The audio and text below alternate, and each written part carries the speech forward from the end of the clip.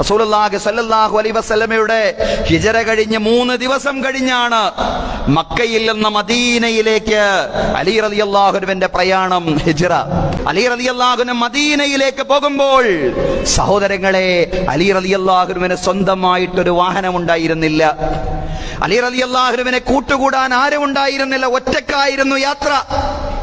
ഒറ്റയ്ക്ക് ഏകാന്തനായി ഒരു വാഹനവുമില്ലാതെയായിരുന്നു യാത്ര. രാത്രി നേരത്ത് എവിടെയെങ്കിലും വിശ്രമിക്കും. വളരെ ത്യാഗപൂർവമായ യാത്ര. അലി റളിയല്ലാഹു അൻഹുവിന്റെ കാലിലാകെ നീര് കെട്ടിയിരുന്നു.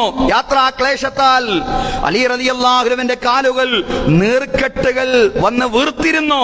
ഈ രംഗമാണ് മദീനയിൽ അലി റളിയല്ലാഹു അൻഹു എത്തുമ്പോൾ റസൂലുള്ളാഹി സ്വല്ലല്ലാഹു അലൈഹി വസല്ലം കാണുന്നത്. റസൂലുള്ളാഹി സ്വല്ലല്ലാഹു അലൈഹി വസല്ലം ഖുബായിൽ താമസിക്കുമ്പോൾ അലി റളിയല്ലാഹു അൻഹു റസൂലുള്ളാഹി സ്വല്ലല്ലാഹു അലൈഹി വസല്ലമയുടെ അടുക്കലേക്ക് വരുമ്പോൾ അലി റളിയല്ലാഹു അൻഹുവിന്റെ കാലിലേക്ക് നോക്കുമ്പോൾ കാലിലാകെ നീര് കെട്ടിയിരിക്കുകയാണ്. യാത്രാക്ലേശത്താൽ ഈ രംഗം കണ്ടുകൊണ്ട് റസൂലുള്ളാഹി സ്വല്ലല്ലാഹു അലൈഹി വസല്ലം കരയുന്നുണ്ട്.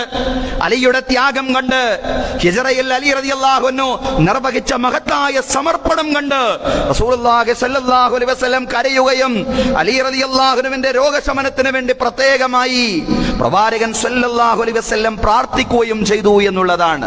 അല്ലാഹുവിനോടുള്ള, റസൂലിനോടുള്ള ഹുബ്ബും ആ അല്ലാഹുവിന്റെ മാർഗത്തിലുള്ള ത്യാഗ പരിശ്രമങ്ങളും സഹോദരങ്ങളെ, അതായിരുന്നു അലി റളിയല്ലാഹു അൻഹുവിന്റെ ജീവിതം എന്ന് പറയുന്നത്.